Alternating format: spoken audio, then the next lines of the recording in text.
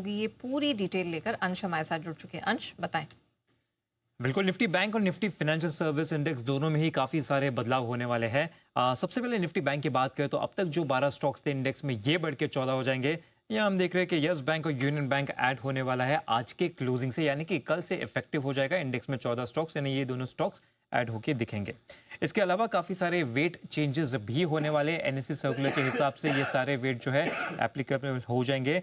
सबसे पहले यहाँ पे एक देखें तो एनएससी सर्कुलर के हिसाब से कोई भी बैंकिंग स्टॉक अगर हम देखें तो उसका वेटेज 20% से ज़्यादा नहीं हो सकेगा। अब तक देखें तो 33% था, तो ये एक मेन बदलाव होगा। और टॉप 3 बैंक मिला के देखें तो इंडेक्स का वेटेज जो है इन 3 स्टॉक्स का मिला के 45% से ज़्यादा नहीं होना चाहिए। अब तक तो 60% से भी ज़्यादा था, तो यहाँ पे भी जो है ये ट्रिम होता हुआ नजर आ सकता है। और अगर हम कैप वाइज देखें तो टॉप 3 स्टॉक्स में अगर हम देखें तो सबसे पहला स्टॉक 19% मैक्स वेटेज करेगा, दूसरा 14% और तीसरा 10%, दोनों निफ्टी बैंक और निफ्टी फाइनेंशियल सर्विस इंडेक्स के लिए। इम्प्लीमेंटेशन की बात करें तो निफ्टी बैंक में ये सारे बदलाव होने के लिए थोड़ा टाइम लग सकता है। 4 फेजेस में किया जाएगा। एक अब दिसंबर में होगा, दूसरा अगले साल जनवरी में होगा, फिर फेब में होगा और फिर मार्च में होगा। लेकिन फाइनेंशियल सर्विस इंडेक्स के जो भी बदलाव है वो एक ही फेज में अब दिसंबर में ही होने वाले हैं।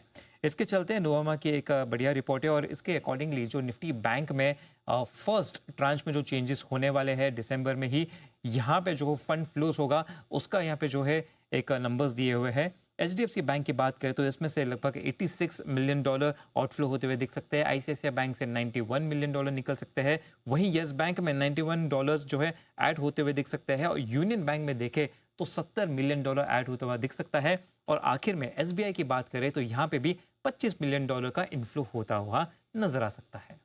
तो ये कुछ बड़े बदलाव हैं जो होते हुए अब आपको दिखने वाले हैं। लेकिन सिंस यूनियन बैंक का जिक्र किया, क्योंकि इसकी भी एंट्री अभी होने वाली है इस इंडेक्स में, एक बार उसी पर फोकस करते हैं क्योंकि स्टॉक बहुत स्ट्रॉन्ग नजर आ रहा है। सुदीप जी, एक बार यूनियन बैंक का चार्ट पुल अप करें और जरा दिखाई दे रही है, क्या करना चाहिए?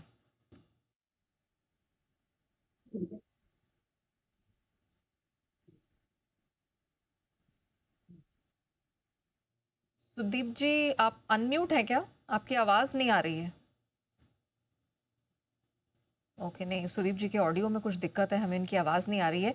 ये सवाल ज़रा मैं जय से एक बार पूछ लेती हूँ। जय, यूनियन बैंक का चार्ट आप पुल अप करिए और ज़रा बताइए कि अब यहाँ से क्या करना है। 152 के करीब है वायदा में, क्या किया जाए?